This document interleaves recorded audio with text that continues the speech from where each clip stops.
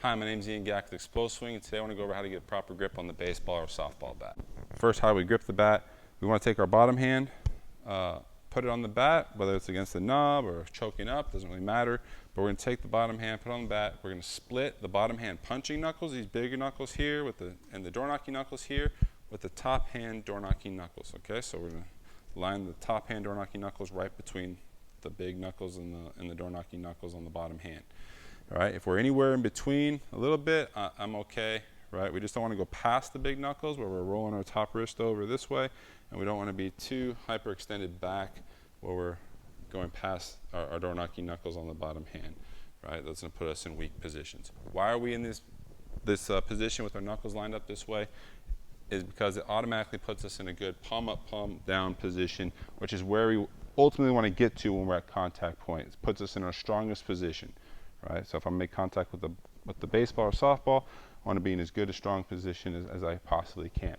So another way to think about it, if I was an underhand punch, I'll say a punching bag because I don't really condone punching people, but if I was an underhand punch, I want to be in the strongest position possible. Right? If I have my wrist hyperextended back this way, I'm not going to be a real strong position. Just like if I have my wrist rolled up this way, I'm not going to be in a strong position. Right? It could do a lot of damage to our wrist.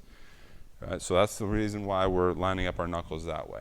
Next, our wrist position is also really important with this. We want to have a wrist position where, like, we're revving a motorcycle, so we're having our wrists rolled back at the beginning. Okay, so we're having them rev back this way, and what that's going to do is it's going to help us put us in a good wrist position to be able to hinge the wrist and be able to release the barrel through the zone. Okay, if you're too rigid, straight up and down, or we're rolled this way or this way too much, we're not in a good position to hinge the wrist and have much velocity on the barrel. Okay, so we want to be in that good position where I can hinge the wrist, control the barrel, and really help us to release that barrel through the zone. Right? If you think of it as tapping in a hammer, tapping a nail in with a hammer, that's the wrist position you're going to be in. You're not going to hold it like this. That's going to be really, really awkward. So you want to be in that good position to be able to hinge the wrist back and forth to release the barrel through the zone. Last part of it is we want to put the emphasis on the bottom 2 to 3 fingers on the bat. We don't want to have all our pressure on the index finger. Right? The index finger can be on the bat or it can be off. It doesn't really matter to me too much because it's not an ultra important part of the grip. But the bottom 2 to 3 fingers are really important to grip the bat. One of the reasons why is if we put too much emphasis on the index finger, that actually locks up our wrist up here and makes it not impossible, but more difficult to hinge the wrist and release the bat, right? It tends to end up in us rolling over the barrel a little too soon. The other thing that it helps with is barrel control. When I have all the emphasis down on these bottom 2 especially, but bottom 2 to 3, I have a lot more leverage on the bat. Right? I can control that barrel a lot more. Okay, so if I need to make a last-minute adjustment to let's say a breaking ball or a fastball that's running away or cutting in, I can do that a lot easier this way.